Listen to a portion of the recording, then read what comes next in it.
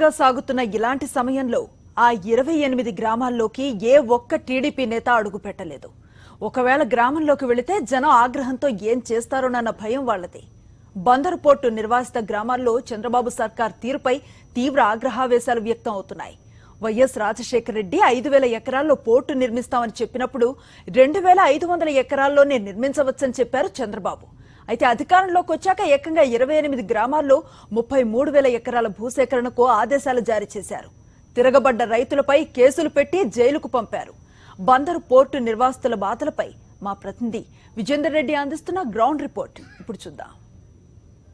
Bandar port ఎన్నికల నినాదంగా మారింది. పాలకుల నిర్లక్ష్యంతో పోర్టు పనులు 3 అడుగులు ముందుకు 6 అడుగులు వెనక్కి అన్న చందంగా మారాయి.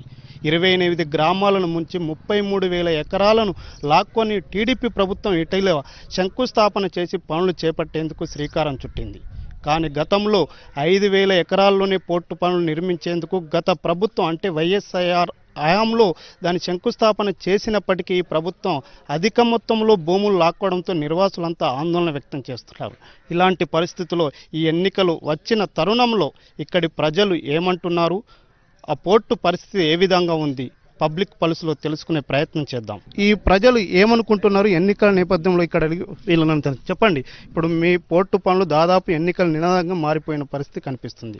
ప్రతి వారు వస్తున్నారు, ఈ ఎన్నికలప్పుడు ఏదో ఒకటి చెప్తున్నారు. ఈ పోర్టు పరిస్థితి ఏ విధంగా ఉంది, ఎన్నికల్లో మీరు ఏం చెప్పదలుచుకున్నారు?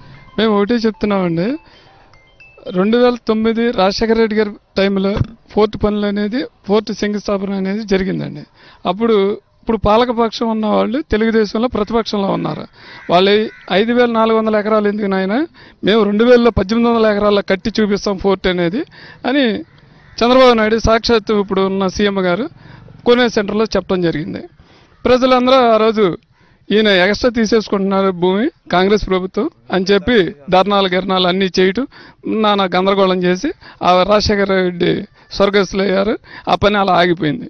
ఈలోపు వీళ్ళు వచ్చి 2016లో ఆగస్టు 31వ తారీఖు నైట్ వచ్చేసి జీవో జారీ చేశారు. ల్యాండ్ పూలింగ్ పెట్టారు. ల్యాండ్ పూలింగ్ పెట్టి మాకు అసలు తెలియని కూడా తెలియదు. మా గ్రామాల్లోకి వచ్చి పేపర్లతో ఇసిరేసి కట్టలు ఇసిరేసి మా భూములన్నీ పూలింగ్లో ఉన్నాయని చెప్పడం జరిగింది. పూలింగ్ వదిలేసిన మాకు పూర్తిగా కొనేవాళ్ళు ఎవడో రాట్లా. మా భూములు ₹1,00,00,000 అడిగారు ఆ రోజున రాజశేఖర రెడ్డి గారి టైంలో. ఇవాళ ఈ ప్రభుత్వం వచ్చిన కాడి నుంచి 25 లక్షలు అడిగారు, నాదురు వెళ్ళాడు. 18 లక్షలు 15 లక్షలు 10 లక్షలు అనే పరిస్థితి అన్నా కూడా ఎవడో ముందుకు రాలేదు. మీ ఇల్లుతో పాటు ఎంత భూమి పోతుంది?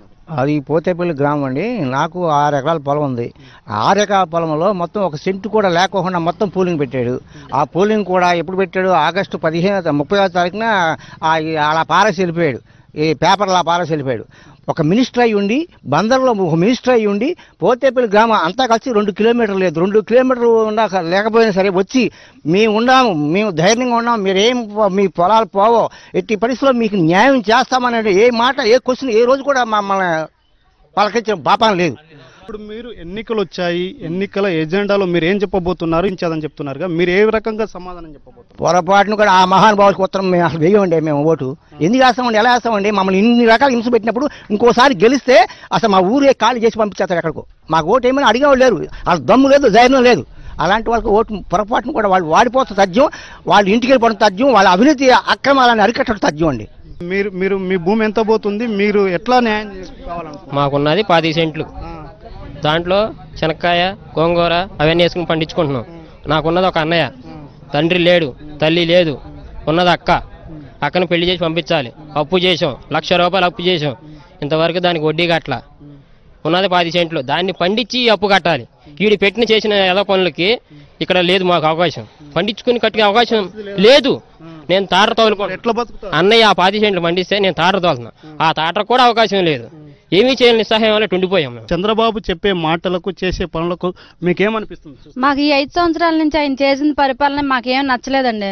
ఈ 5 సంవత్సరాల నుంచి చేసిన పరిపాలన మామూలుగా ఏదో పసుపు కుంకుమని ఇయ్యనయ్యని ఇచ్చి ఏదో కన్నీళ్లు తుడుస్తున్నాడు. కానీ ఈ పొలాలు తీసేసుకుని మేము చాలా బాధపడుతున్నాం. పొలాల గురించి అవి ఉంటేనే కొద్దిగా గొప్ప మేము కష్టపడుకున్నా చేసినా తినడానికి గుప్పుడు మెతులు వండుకోవడానికి ఏదన్నా ఆకరిస్తుంది. 10 ఏళ్ళు వచ్చి 5 ఏళ్ళు వచ్చి మమ్మల్ని ఉద్ధరించవు కదా. మా పిల్లలు పెళ్లిళ్ళు చేసుకోవాలన్నా, ఒక ఇల్లు కట్టుకోవాలన్నా, ఏం చేయాలన్నా కానీ మాకు ఎందువల్ల మాకు ఇది లేకుండా చేశాడు. ఇప్పుడు మీ ఇల్లు ఈ కొట్టు అంతా పోతున్నది కదా, పోర్టు కడతామంటే మీరు పరిస్థితి ఏంది? మరి అదే పరిస్థితి, దీనమైన పరిస్థితి అయిపోయింది మా పరిస్థితి. మాకు ఆ పొలాలు తీసుకోకోకుండా మాకు మంచి నాయకం చేస్తే మాకు బాగుంటది, లేకపోతే లేదు. బందర్ పోర్టు నిర్వాసితుల కష్టాలను తెలుసుకునే ప్రయత్నం చేస్తున్నాం. మనం ప్రస్తుతం పోతేపల్లిలోని ఒక వృద్ధురాలు ఇంటికి వెళ్తున్నాం. ఈ వృద్ధులు ఎట్లాంటి ఇబ్బంది పడుతున్నారో అడిగి తెలుసుకున్నాం. చెప్పండి అమ్మా, ఈ పోర్టు వల్ల మీకు ఎలాంటి న్యాయం జరగబోతుంది? మీ భూములు పోతున్నాయి, ఇండ్లు పోతున్నాయి, మీకేమని చెప్తున్నారు పాలకులు? నాకు పోర్టు సంబంధం లేదండి. ఆడు పోర్టు కట్టి మాకు ఉద్యోగాలు ఇప్పిస్తా అన్నది సంబంధం నాకు లేదు. ఏంటంటే ఆడు పోతుంది కదా, పొలాలు పోతున్నాయి అని అసలు పొలాల కాగితాలు ఆడి దగ్గరే పెట్టుకున్నాడు కదా, మొత్తం పెట్టుకున్నాడు. ఎక్కడన్నా పని తనగా పెట్టుకుని 50,000 తెచ్చుకుంటాక లేదు, మొత్తం పెట్టుకున్నాడు. లేదుగా ఇప్పుడు వాళ్ళిద్దరు కష్టపడలేరు. మా ముసలాయనను నా కొడుకు 10 సంవత్సరాలు వికలాంగుడు, ఆ పిల్లోడు. ముసలాయనకి 80 ఏళ్ళు వచ్చేసినాయి కదా, మరి వాళ్ళిద్దరు కష్టపడలేరు. నా లేవు లేదు, మరి ఎట్ట తినాలి? చెప్పండి, అంటే మీ గ్రామంలో ఎంత భూమిని తీసుకుంటున్నారో, ఎన్ని ఇండ్లు పోతున్నారు? ఓటు కోసమే రాజకీయం చేస్తున్నాడు ఆయన. ఆయనకి ఈసారి టీడీపీ గెలిస్తే మా 33,000 ఎకరాల్లో చెంటు భూమి ఉండొచ్చు, మా ఇల్లు ఉండదు సార్, ఇక్కడ ఏమి ఉండదు. మేము చంద్రబాబు నాయుడు గారికి ఒకటే చెబుతున్నాం, ఓటుతోనే బుద్ధి చెబుతాం ఆయనకి, మేము కానీ మా పిల్లలు కానీ. బతికే స్థితిలో లేవు మేము ఉన్న పరిస్థితిలో. అలో లక్ష్మణ అంటే ఉసూరుమంట ఉన్నారు అందరూ. 24 పంచాయతీలు, 33 ఊళ్ళు, ఎవరిని చూసినా ఇదే బాధితులు. 58 నెలలు పశువుకు ఇచ్చేది ముందు అదే ఎప్పుడండి? ఓట్లు రేపు అనక డబ్బులు ఇచ్చేది ఇవ్వాలా? అది ఇచ్చేది ఓటుకి ఇచ్చినట్ట, ఈ అందరికి డబ్బులు బతకడానికి ఇచ్చినట్ట అండి. మేము అనుకుంటున్నాం పచ్చి మోసం అనుకుంటున్నాం. ఇట్లాంటి మోసం ఇంతవరకు నాకు వచ్చిన 60 సంవత్సరాలు, ఈ 60 సంవత్సరాల్లో ఇట్లాంటి మోసం ఎప్పుడు నేను ఎరగను. కొడుకు పుట్టిన కాడి నుంచి పెట్టుకోకుండా తండ్రికేమో చచ్చిపోయినప్పుడు వాళ్ళ పోస్ట్ కడతా చూడండి, ఆ మోళ్ళండి.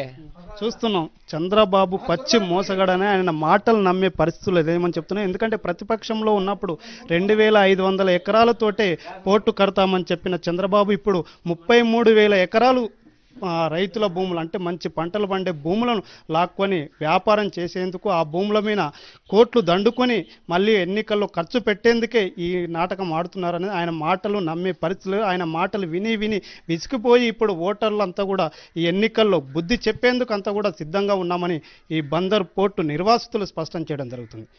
వీడియో జర్నలిస్టు సుధీర్తో కరస్పాండెంట్ విజయేందర్ రెడ్డి, సాక్షి న్యూస్, మచిలీపట్నం.